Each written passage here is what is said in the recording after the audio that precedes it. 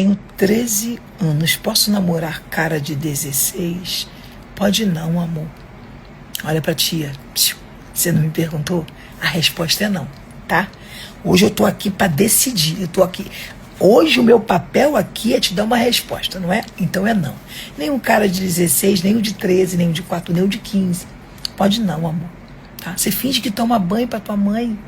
Você abre o chuveiro pra ela ouvir o barulho, mas quando ela vai no cesto não tem uma roupa. Pode não, amor.